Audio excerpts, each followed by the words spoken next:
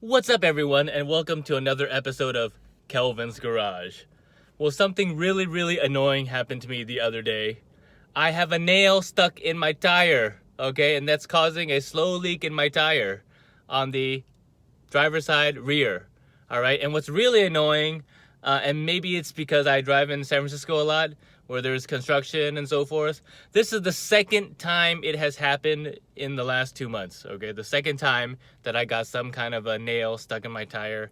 It's caused a slow leak, and basically I need to get it fixed, okay? You can't drive around with some kind of a slow leak in your tire, right?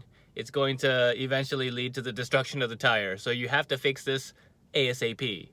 So what are the signs that you may have something stuck in your tire? Well, this has happened to me a bunch of times already, so I can tell you.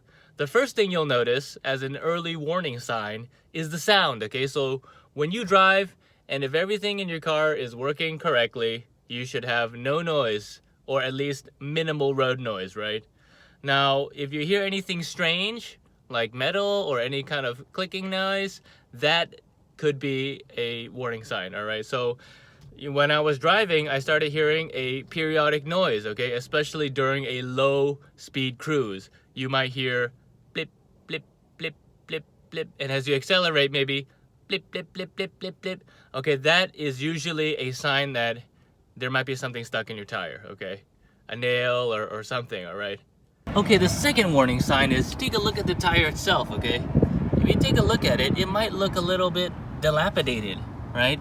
I don't know if you guys can see this, but look at the tire. It's kind of like lost some air there. It's kind of compressed, okay? Which is another reason why you cannot leave a slow leak in your car tire.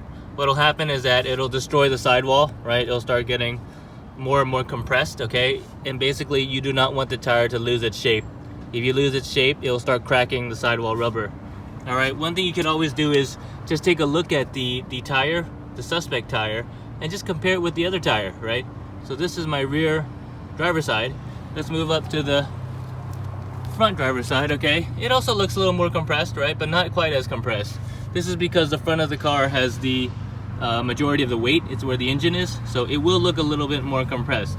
You can always compare it to the rear passenger side, right? So if you compare it to the rear passenger side, take a look here from the back angle here, okay? It doesn't have too much compression, right?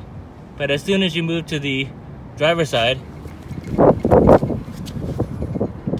you're gonna see that it looks a little bit more compressed, a little bit more dilapidated.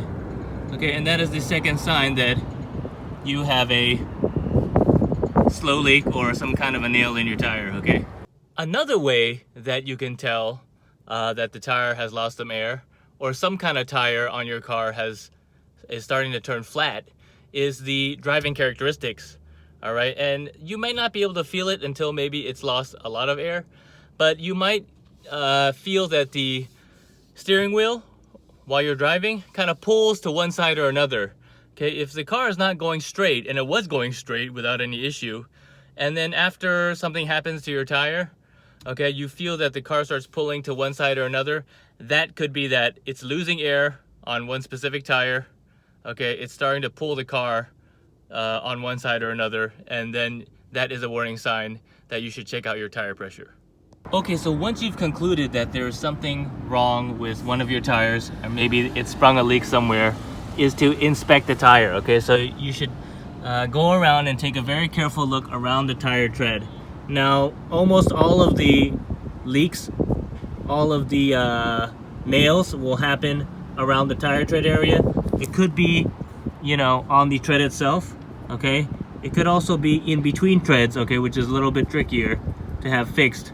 But there should be a very telltale sign that it's been punctured. All right, so go around the tire. Okay, go around the tire, around the top, okay? Okay, and look, inspect the tire. It's rare that you'll get a puncture on the side, okay? But that can happen too, okay?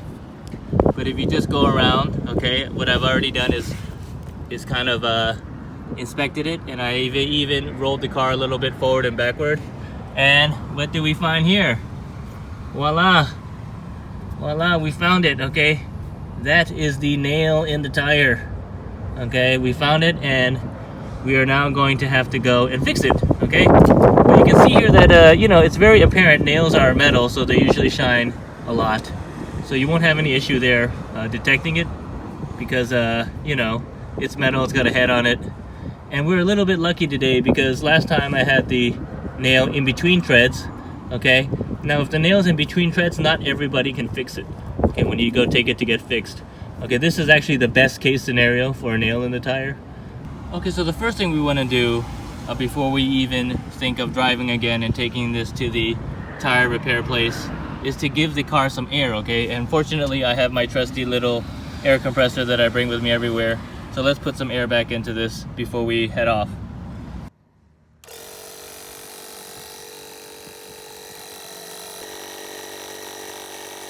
Now, because it's a slow leak, 30 psi should be plenty to buy us enough time to head over to the tire repair place. Okay, so we headed towards our favorite tire repair place. And it's not Walmart, okay? I think Walmart charges like 10 bucks. And also what I learned is that Walmart cannot fix certain punctures in the tire, all right? I believe they can fix the one that I have today, but in the past when I've asked them, they cannot fix the one with the nail in between the tread, okay? So after that, I decided not to go there anymore. My favorite tire repair place is a tire repair shop, okay? So it's best to go to a tire repair shop.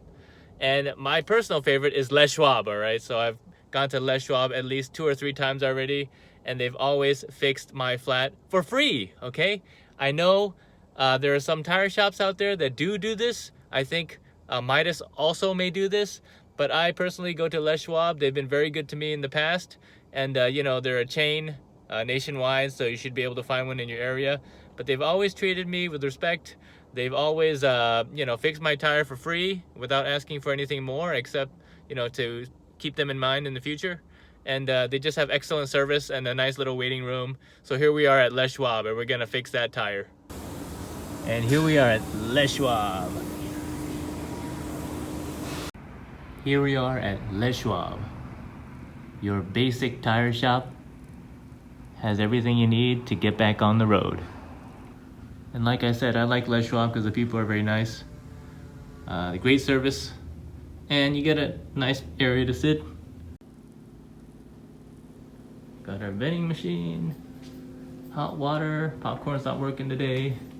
Got your bathrooms. And that's really all you need while you wait for your tires to be done.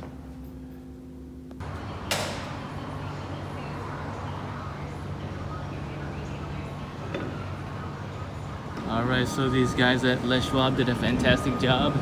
They repaired my tire without any issue, and they told me no charge. Okay, fantastic, right? These guys, no charge. And you can't really beat that, right? So, yeah, highly recommended, Les Schwab. See them if you have a tire issue, or if you just want to get some work done on your car. And we're back at home now. The tire was repaired. I want to thank the folks at Les Schwab again for their fantastic service. It was fast, it was free, can't complain about that. And I'm just so thankful that they got me back on the road. And the least I can do is give them a shout out. And if you have an issue with your tire, please see Les Schwab, your local Les Schwab. You know, they're all over the nation. If you enjoyed this video, please like, comment, or subscribe, and I'll see you next time on Kelvin's Garage. Bye.